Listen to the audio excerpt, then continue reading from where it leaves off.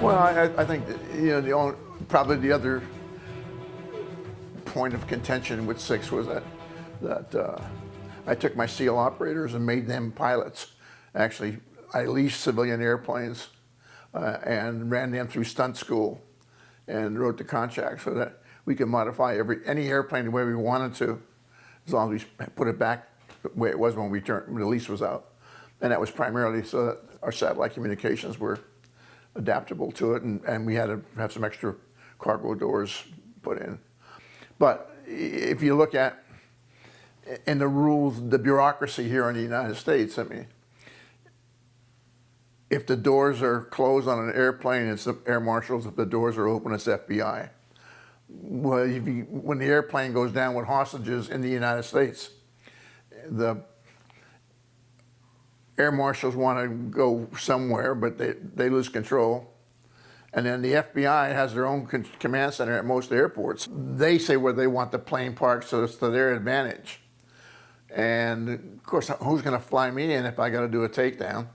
So that's why I went to flying my own planes, because my pilot is a shooter that knows what's going to be best for him, not what's best for the guy that wants to go to the Oak Club and drink while the operation's going down. So, but that was a consensus issue in that enlisted men were flying airplanes, not officers, and they were leased aircraft. They weren't Navy aircraft.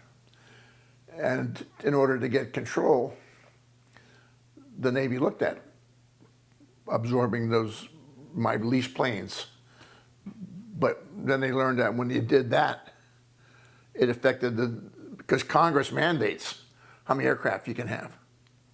So they would have to lose 5 of their real aircraft so they could have control of my makeshift dogs and cats.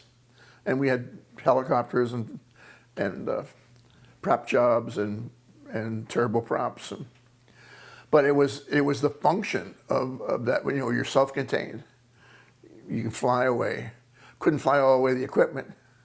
But it gets kind of funny when you go to work and this big C-5 Ave comes in, but it casts a big shadow. You're not sneaking up on anybody doing that. So you fly into a commercial site and everybody jumps out looking funny and go. And of course we did offensive, defensive driving and wrecked a lot of cars.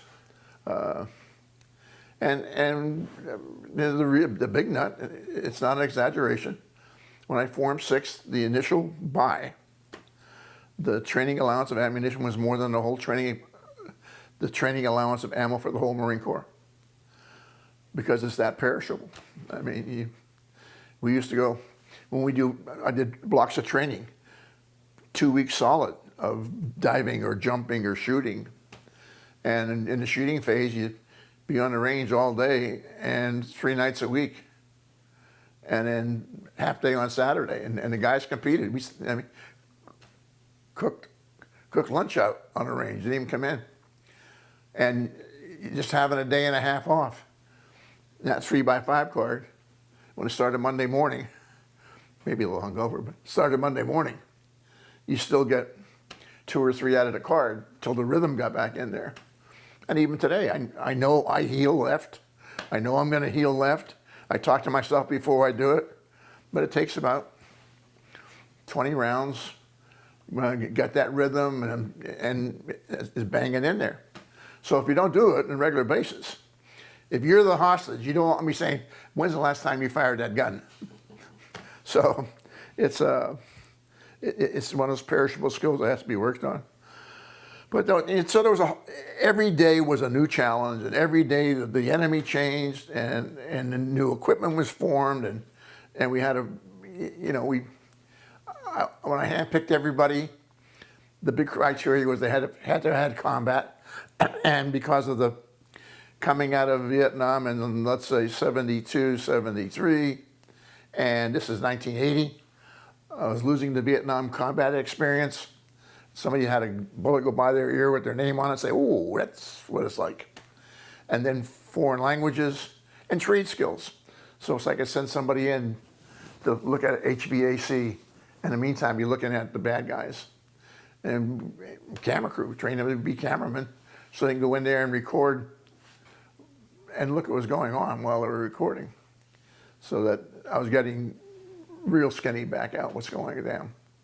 So those are, to me, they're all functional things, but they were things that caused pain to some other people. Not to me, but to other people. The next foot, of course, is red cell.